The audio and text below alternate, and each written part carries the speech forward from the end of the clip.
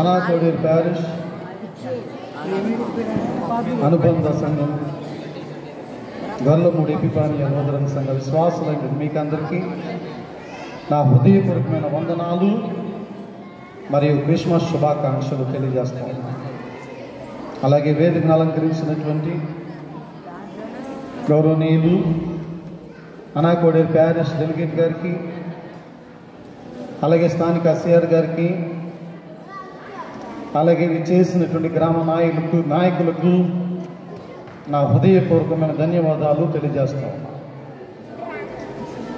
మంచిది ప్రియులారా, happy Christmas, merry Christmas, happy Christmas, merry Christmas. క్రీస్తునేయుడు పుట్టెను, క్రీస్తునేయుడు పుట్టెను. హల్లెలూయా, హల్లెలూయా, హల్లెలూయా. మంచిది. మరి రాత్రి 7 గంటలకు ఈ ఆరాధన క్రమాన్ని ప్రారంభించాం. 10 నిమిషాలు తక్కువ 10 అవుతుంది సమయం. సంతోషం. మరి ఎంతవరకు పాటలకు దేవుని యొక్క నామాన్ని మహిమపరిచాం. చిన్నపిల్లలు ప్రవచనాలు చెప్పడం, పెద్దోళ్ళు సైతం ప్రత్యేకమైన పాటలు పాడి స్త్రీలేంటి పురుషులేంటి దేవుని నామాన్ని మహిమపరచడం చాలా ఆనందదాయకం. ప్రభునందు ప్రియమైన తత్వ యేసు ప్రభు వారి యొక్క క్రిస్మస్ ఆరాధనలో పాల్పంచుకున్నటువంటి మీకు అందరికీ దేవాది దేవుడైనటువంటి యేసుక్రీస్తు వారి యొక్క కృప తోడుగా ఉండాలని నేను ఆశిస్తున్నా. కొద్ది నిమిషాలు క్లుప్త సందేశాన్ని ఇచ్చి నేను ముగిస్తాను. ఎందుకంటే అనంతరం డ్యాన్స్ ప్రోగ్రామ్స్, అలాగే అనేకమైనటువంటి నృత్యాలు, ప్రత్యేక గీతాలు, తదితర కార్యక్రమాలు క్రిస్మస్ పురస్కరించుకుని తప్పనిసరిగా ఉంటాయి అనే విషయం మీకు తెలుసు, నాకు కూడా తెలుసు. కాబట్టి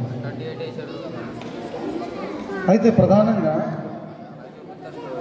దేవుని వాక్యానికి మనము ప్రత్యేకమైనటువంటి రీతిలో స్థానం కల్పించాలి దేవుని యొక్క సన్నిధిలో మన జీవితాల్లో.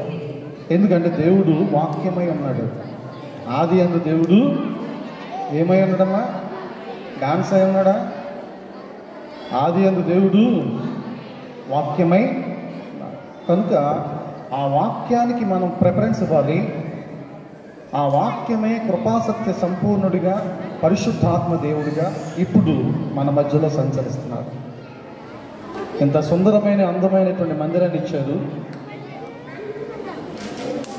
ఇంత దేవుని యొక్క ప్రియ బిడ్డలను ఆహ్వానించుకున్నారు. ఆయనకు నిద్ర వచ్చింది, పరలోక రాజ్యంలో నిద్రపోయాడు కదండి. లేడు కదా ఇక్కడ లేడు. సంఘ పెద్దలు, సిఆర్ గారు, నేను, గ్రామ నాయకులు మనమే ఉన్నాం. ఓ ప్రతిమ కనిపిస్తేనే దేవుడు ఉన్నట్ట, అలా నిలబడి ఉంటేనే కనిపిస్తున్నట్ట.